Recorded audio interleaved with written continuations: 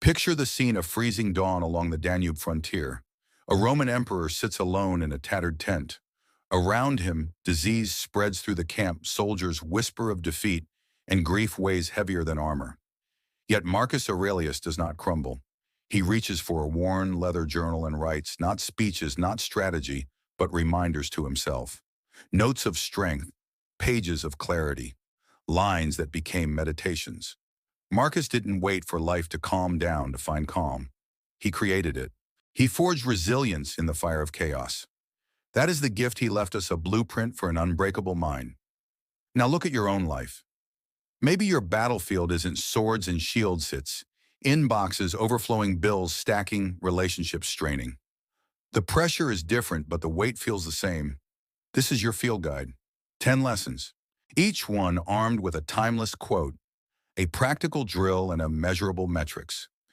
So this wisdom doesn't float above you as inspiration, it lands inside you as transformation. You don't need life to get easier. You need to get stronger. And it starts here. Open your notebook. Your first victory is attention. Lesson 1, Master Perception. Master pain. Picture this, the year is 165 AD. Rome is choking under the Antonine Plague. Citizens die by the thousands. Fear spreads faster than the sickness. And in a war tent on the Danube frontier, Marcus Aurelius, emperor of the known world, sits by lamplight, writing in his private journal. He cannot stop the plague.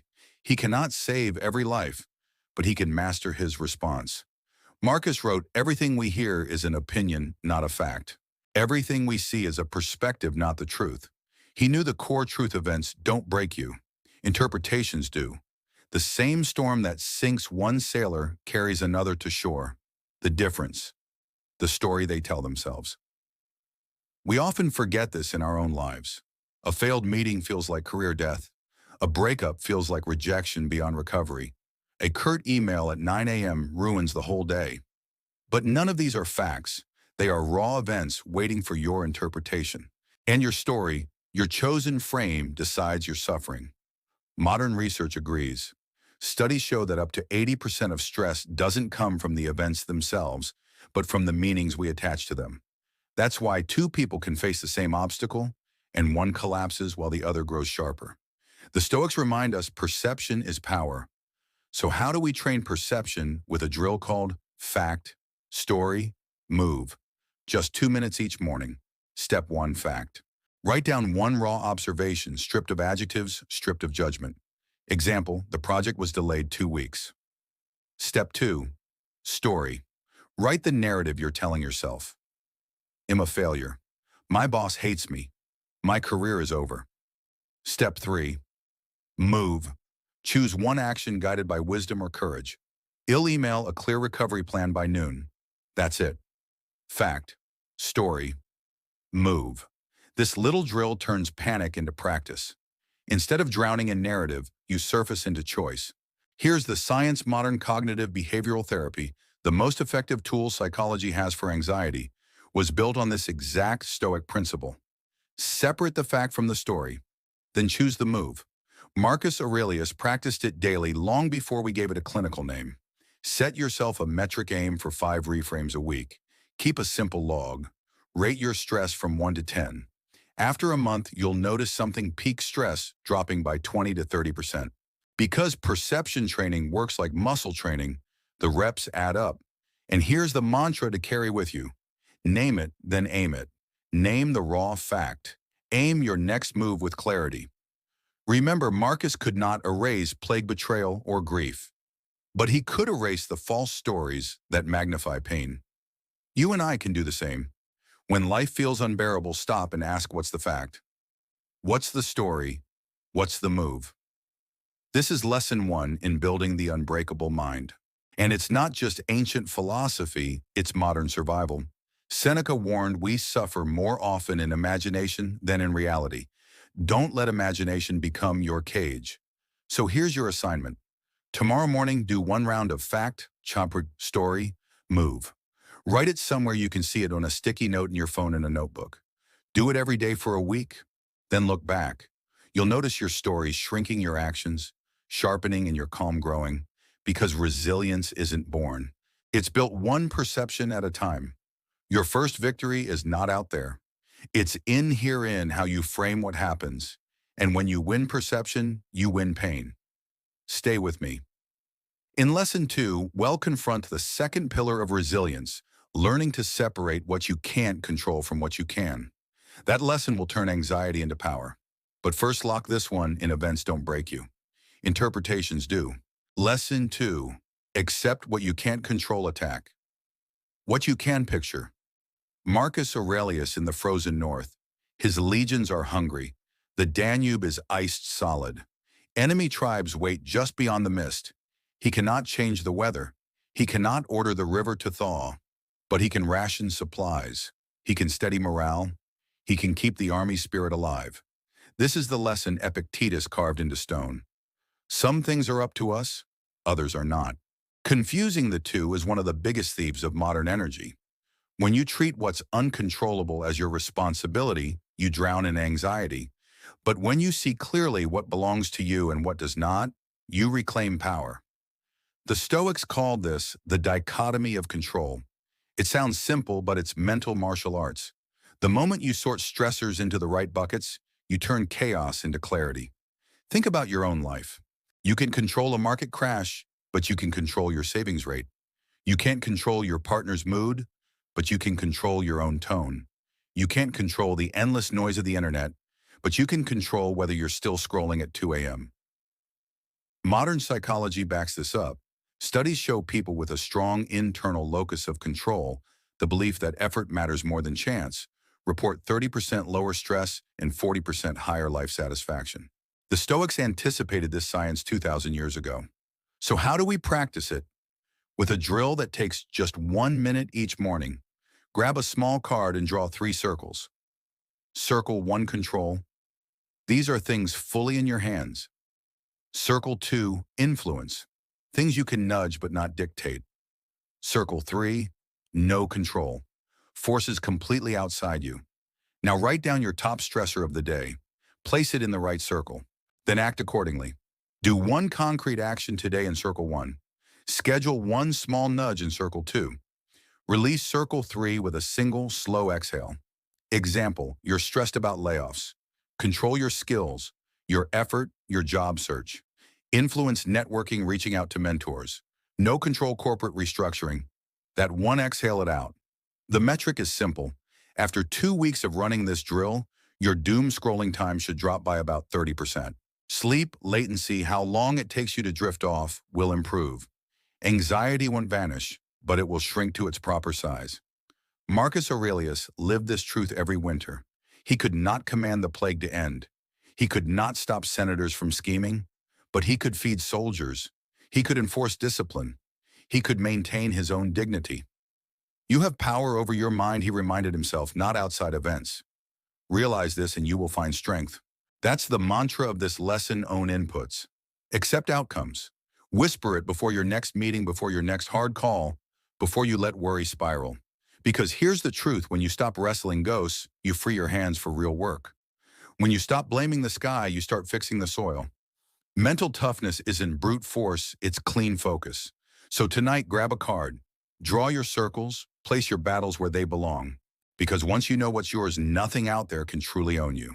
And remember, this is just 1 brick in the fortress of the unbreakable mind. In the next lesson, Marcus will hand us the razor that cuts stress at its root, focusing only on the present shot. Stay with me, your resilience is compounding. Lesson 3, focus on the present shot. Imagine a soldier in Marcus Aurelius' camp. He looks at the endless horizon. The war has dragged on for years. The cold bites, hunger gnaws. His mind screams, I can't take this forever. Marcus understood that word forever is poison. It makes the load infinite, unbearable. But when you break life into 1 step, 1 duty, 1 breath, the weight shrinks. In Meditations, he wrote, confine yourself to the present. That's not poetic advice, it's survival strategy. The human mind cracks under eternity, but it thrives under immediacy. Neuroscience agrees: when attention narrows to the now, cortisol drops, performance rises. Athletes call it flow. The Stoics called it living according to nature. Think about your own stress. The inbox with 300 unread emails. The mortgage that stretches 30 years. The looming project deadline 6 months away. That mountain feels impossible. But ask yourself, can you answer one email? Well, can you make one payment this month? Can you dedicate 30 focused minutes today? That's the present shot, and when you stack enough present shots, the mountain moves. Marcus practiced this every dawn. He didn't rise to conquer eternity. He rose to do the work of a human being, right to lead, to endure today. Tomorrow was none of his business yet. Here's the drill. A 3-minute ritual, step 1. Box breathe. Inhale for 4, hold for 4. Exhale for 4, hold for 4. This anchors you to the body. Step 2. Write one line. One good thing to do next, not 10, not 50, just one. Step 3. Start with 1 minute of effort. That first rep is momentum in disguise. Your metric hit this ritual 21 mornings in 30 days. Track your mood baseline on a scale of 1 to 10. Expect it to rise by a point or more in 2 weeks. Stress spikes will drop by about 20%. Sleep will improve because your brain stops running infinite simulations at night. Listen to the wisdom again. Everything is bearable if done in slices. You don't carry a lifetime in one hand. You carry this hour, then you put it down. The mantra is simple. Win the next minute. Say it before a meeting, before a workout, before you open that difficult email. And the proof is practical. James Clear, author of Atomic Habits, showed that starting small, just 2 minutes of action, triples long-term habit success. That's modern data echoing Stoic practice. Marcus knew it centuries ago. Don't live forever, live now. So tomorrow morning, don't wake up to eternity. Wake up to today. One breath, one act, one present shot. And as you master this, prepare for the next weapon. Because clarity of focus is not enough. The Stoic mind also needs humility and empathy, the traits that make you not only unbreakable, but unbendable in the right ways. That's lesson 4. Stay with me. Lesson 4. Humility and empathy make you anti-fragile. Picture Rome in turmoil. Senators whisper against the emperor. Allies betray general's plot. Most men in power would tighten their fists, lash out, and blame everyone around them. Marcus Aurelius did something different. He looked inward first. He wrote, "When about to find fault with someone, ask yourself what fault of mine most nearly resembles it." That single line carries extraordinary power. Judgment makes you brittle, but humility and empathy make you anti-fragile. They allow you to bend without breaking, to learn without collapsing, and even to turn enemies into teachers. Think about your own life. At work, a colleague cuts you off in a meeting. At home, your partner forgets something important. Online, someone criticizes you unfairly. Your first reflex is usually to defend, attack, or retaliate. But what if you paused just for 2 beats? What if you asked, do I do this too? That simple question cracks open empathy, and empathy diffuses fire. Marcus faced betrayal inside his own court. Instead of raging blindly, he checked his ego first. That pause created clarity. It gave him the strength to act justly rather than react emotionally. Here is the practice. In conversations this week, use the 2-beat pause. Before you answer, breathe twice. Then instead of defending, ask one clarifying question such as, "Can you tell me more?" Reflect back one feeling you heard, like, "Sounds like you're frustrated." This small shift transforms arguments into dialogue. Measure it. Aim for 10 pauses per week.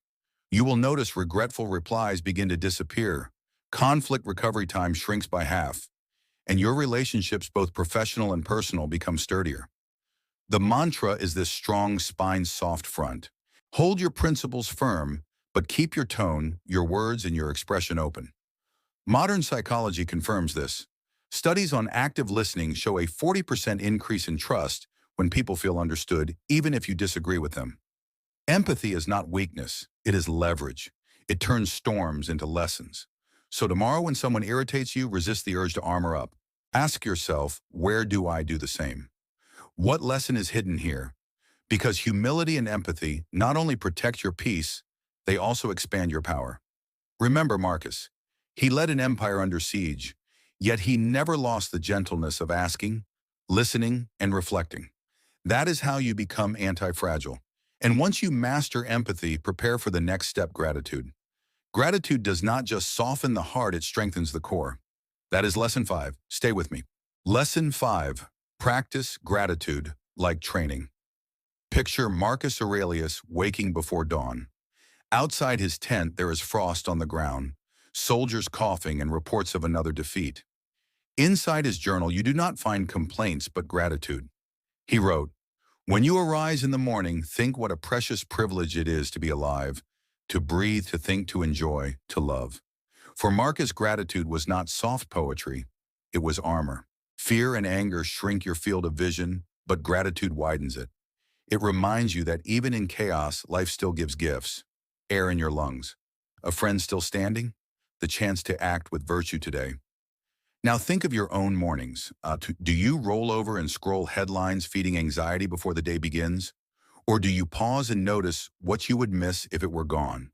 That small shift changes everything. Studies show that people who journal 3 gratitudes a day sleep better by 25% and report 30% more optimism. Gratitude literally rewires your brain. It is not abstract, it works like daily push-ups for the mind. Here is the drill. 3 rounds of 10 seconds each. Every morning, name 3 specific things you would deeply miss if they were gone. A person, a capacity, a resource. Say them out loud.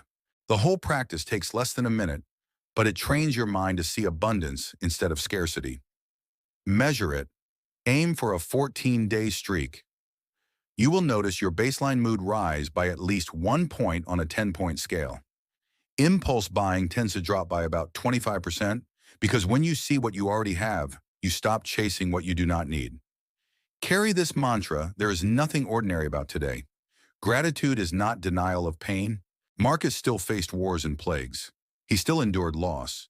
But gratitude gave him strength to carry the weight. And the same is true for us.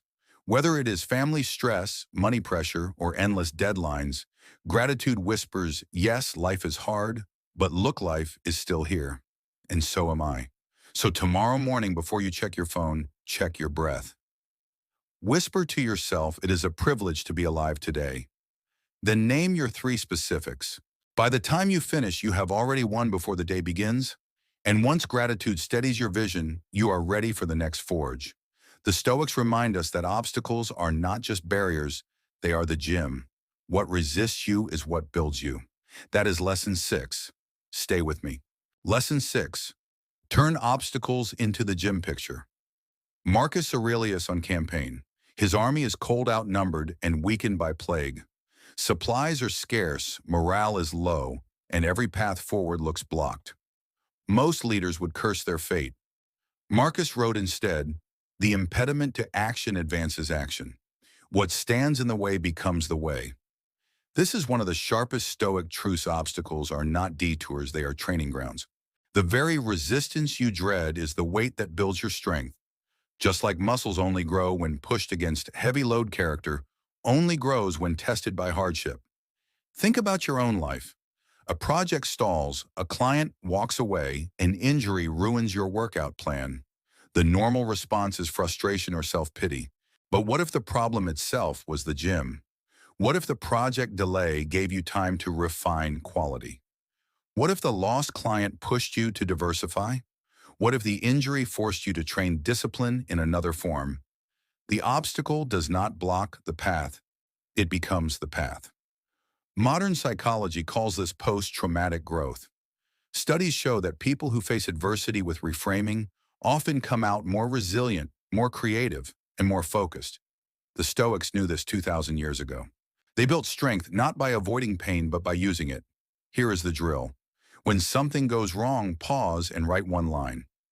Because of this, I will gain fill in the blank. For example, because of this delay, I will gain clarity. Or, because of this loss, I will gain resourcefulness. Do it within 10 minutes of hitting the obstacle before your mind locks into complaint. Set a metric. Aim for 10 reframes in 2 weeks. Track your stress on a 1 to 10 scale. You will see the spikes shrink. You will notice that setbacks begin to feel like practice, not punishment. Carry this mantra: the obstacle is the gym. Practical proof is everywhere. Thomas Edison lost his entire workshop in a fire. His response: he told his team to enjoy the spectacle and start again tomorrow. That disaster pushed him to invent faster and better. In sports, Michael Jordan turned every missed shot into fuel for practice, not shame. The greatest performers share the same secret Marcus carried. They let difficulty build them. So tomorrow when the meeting runs late, or your workout falls apart, or life throws a curveball, stop and breathe. Say the line, "The obstacle is the gym." Then name the gain it will force you to earn. Step into the weight and lift it. Remember, Marcus ruled an empire under siege, yet his private journal reads like a manual for resilience. He did not escape obstacles, he transformed them. You and I can do the same. So the next time life presses down, don't curse the weight. Train with it. Because resistance is not the enemy. Resistance is the teacher. And once you learn to treat obstacles as training, you are ready for the next lesson. Because strength alone is not enough. To stay unbreakable, you must also master your inner dialogue, the voice inside that can either sabotage or sustain you. That is lesson 7. Stay with me. Lesson 7. Master your inner dialogue. Picture Marcus Aurelius in his war tent at night. The empire is under siege, plague rages through the camps, enemies wait beyond the river. Yet what fills his journal are not commands to generals, but commands to himself. You have power over your mind, not outside events. Realize this, and you will find strength. Marcus understood something. We often forget the most dangerous battlefield is not outside, it is inside. The voice in your head can either break you with fear and doubt or lift you with courage and calm. Master your inner dialogue and you master your resilience. Think about your own life. You fail a task and the voice whispers, "I am useless." You face rejection and it mutters, "I will never succeed." That inner critic becomes louder than any real opponent. But Stoicism teaches that words inside your mind are not commands, they are choices. You can train them just as you train your body. Modern psychology confirms this. Cognitive reframing, the backbone of therapy for anxiety and depression, is built on what Stoics practice daily, naming the thought, challenging it, and replacing it with one guided by reason. Neuroscience shows that self-talk shapes performance. Athletes who practice positive internal dialogue increase accuracy and endurance by double digits. The brain listens to the words you repeat. Here is the drill. Call it spot, swap, speak. Step 1, spot the harmful phrase. Write it down in plain words. I always fail or nobody likes me. Step 2, swap it for a rational Stoic line. This setback is training, or their opinion is not under my control. Step 3, speak it out loud once. Your ears need to hear your own defense. Metric, do this 5 times a week. Track your negative spirals. Within a month, you will notice the critic shrinking. You will notice action coming faster because the voice no longer chains you. Carry this mantra, I am not my thoughts, I am my response to them. Practical proof is all around. Serena Williams uses mantras during matches to reset focus. Winston Churchill, facing war, repeated to himself, KBO, keep buggering on. Marcus himself filled meditations with reminders like, you could leave life right now. Let that determine what you do and say and think. These were not lofty words for the public. They were shields for his mind. So tomorrow when the critic starts its chant, do not argue endlessly with it. Spot it. Swap it. Speak the stronger line. Step forward under its protection. Remember, your inner dialogue is the script of your destiny. If you let it run wild, it sabotages you. If you direct it, it fortifies you. Marcus Aurelius was emperor of Rome, but his true empire was inside, the mastery of his own mind. That empire is open to you as well. So begin today. Rewrite the script. Because resilience is not only what happens to you, but what you tell yourself about it. And once you take control of your inner dialogue, you are ready for the next stage. Because the Stoic mind is not just about surviving storm, it is about serving others. In Lesson 8, we will explore how purpose and contribution transform resilience into legacy. Stay with me. Lesson 8, cultivate inner quiet picture. Marcus Aurelius in a military camp. Around him, thousands of soldiers march, blacksmiths, hammer and messengers rush through the tents. It is the sound of empire at war. Yet Marcus writes, nowhere can man find a quieter retreat than in his own soul. He wasn't running from the noise. He was building a fortress inside himself. Why does this matter for us today? Because the modern battlefield is louder than Rome ever was. Notifications buzz, emails pile up, breaking news flashes, and conversations never stop. Studies show the average person checks their phone 96 times a day. That is almost once every 10 minutes. With every interruption, focus shatters, stress climbs, and the noise outside becomes noise inside. Marcus's solution was inner quiet, not silence outside, but stillness within. When your mind is quiet, you can think clearly, act wisely, and endure storms without being blown off course. Think back to the last time you lost your temper. It wasn't just the event that upset you. It was the noise in your head repeating the script. This always happens. Why me? They shouldn't have done that. That storm of thoughts hijacked your strength. Quiet is what breaks that cycle. Quiet is power. So how do you train it? Here's the drill. Call it the sacred 20. Every day choose 20 minutes. No phone, no talk, no tasks. Just walk, breathe, or journal. Same time every day. Guard it like an emperor guards his crown. This is not wasted time, it is sharpening time. Just as a soldier sharpens his sword before battle, you sharpen your mind before entering the noise of life. Measure it. Complete the sacred 20, at least 12 out of 14 days. You will notice your reactivity dropping. You will find sleep deepening. Research shows that people who journal or meditate for just 20 minutes a day report 25% less stress and significantly better problem solving after 2 weeks.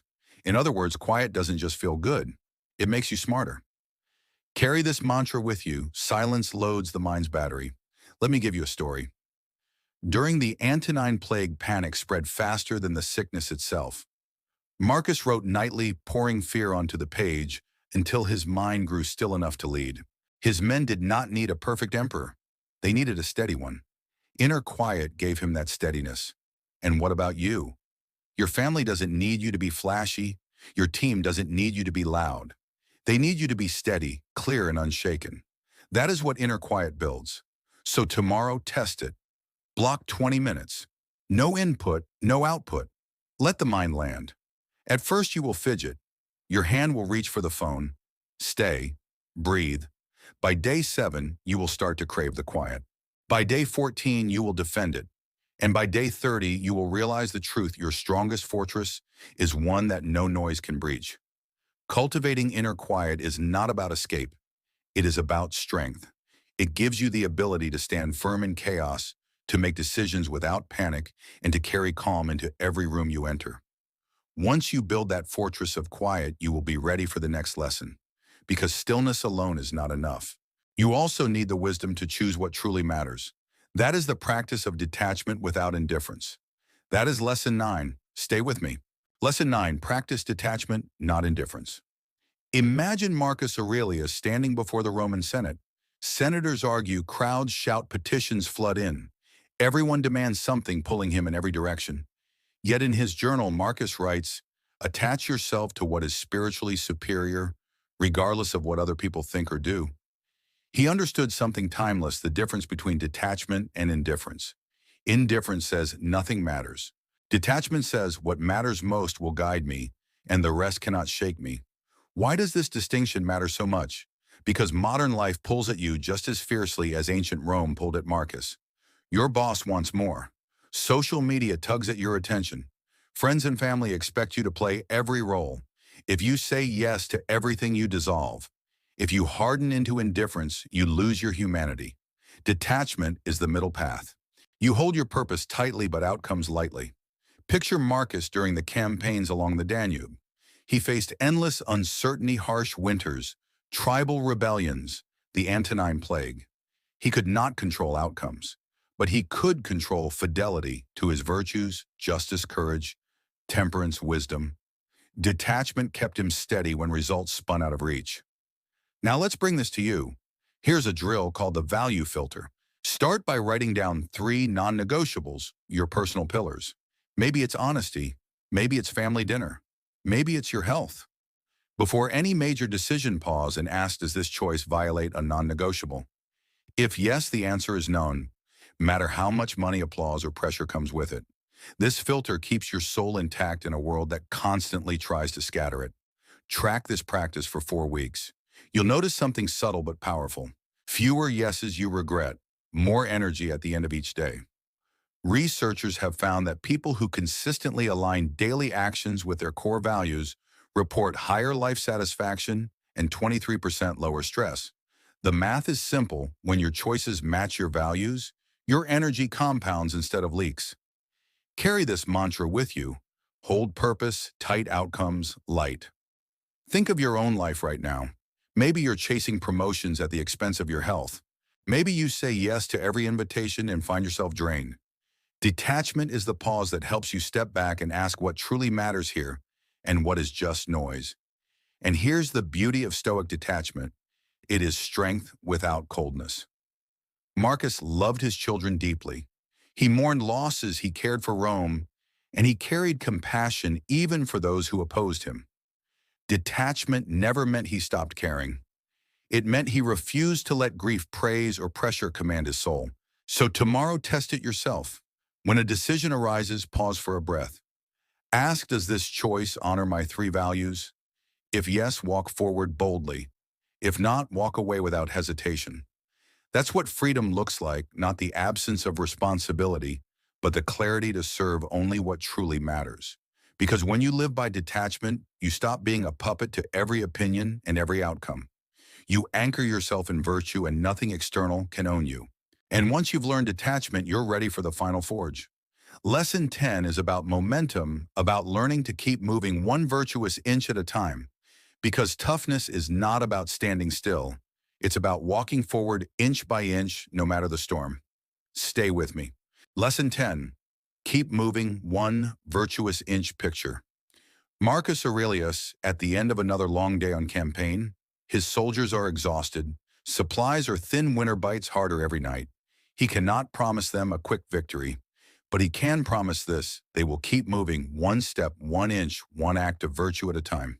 He once wrote, difficulties strengthen the mind as labor does the body. That is the essence of resilience. Not giant leaps, not dramatic breakthroughs, but steady inches that accumulate into strength. Why does this matter for you and me? Because when life overwhelms us, the mind panics at the size of the mountain.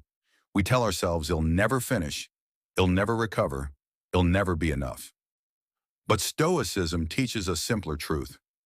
You don't need to climb the whole mountain today. You just need one virtuous inch. Think about athletes.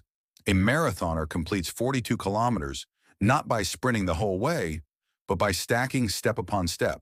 Neuroscience backs this up. Small daily progress releases dopamine, the brain's natural motivator, which keeps effort alive. Harvard researchers found that employees who tracked tiny wins each day were 23% more motivated and more resilient under stress.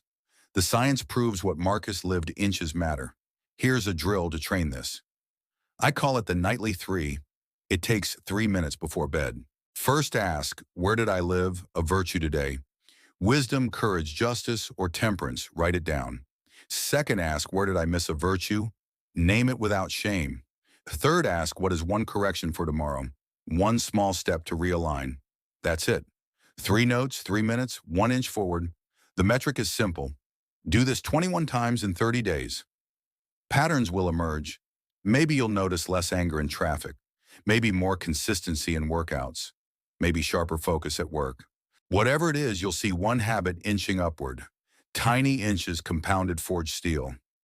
Carry this mantra, close stronger than you opened. Picture Marcus again. He knew tomorrow might bring defeat, plague, or betrayal, but each night he wrote one correction, one reminder, 1 inch of progress. That quiet discipline, repeated over years, made him unbreakable. Now turn the lens to your life. Maybe you're behind on bills. Maybe you're rebuilding after a loss. Maybe you just feel stuck in the routine of ordinary days. Don't demand transformation overnight. Win the next inch. Write the one correction. Close today stronger than you opened it. Because resilience is not glamorous. It does not look like Hollywood montages or sudden epiphanies. It looks like quiet consistency, writing one page, holding one pause before speaking, saying no once when it matters, sleeping 1 hour earlier. These are not dramatic. But stacked together inch by inch, they transform you. 7 inches in a week, 30 in a month. By year's end, you've crossed a battlefield. So tonight, test it. Take 3 minutes. Write your nightly 3. Close the notebook. Then rest. Know that you are moving, even if only an inch. In the end, toughness is not about never falling. It's about never stopping. That is the unbreakable mind Marcus Aurelius modeled for us. Silent progress, steady progress, one virtuous inch at a time. If this journey helped you stand a little taller, don't just let it pass. Anchor it. Type in the comments, "I train an unbreakable mind." That single line isn't decoration, it's your contract with yourself. Every warrior, every leader, every survivor needs a vow. Make yours visible. And then don't hoard this. Share it with one person you know is fighting storms alone. A friend buried under deadlines. A sibling wrestling with doubt. A colleague who hides their exhaustion. Don't give them a lecture, give them a map. Marcus Aurelius never wrote meditations for an audience. He wrote it to survive. But centuries later, his private notes became our public compass. You can do the same for someone else. Finally, subscribe to Making Life Better. This isn't noise, it's training. Here, ancient wisdom meets modern systems, drills, metrics, and zero fluff. Quiet practice, loud results. Start tomorrow with lesson 1. Give it 10 days. You won't have a different life. You'll have a different mind facing it. And that, as Marcus knew, changes everything.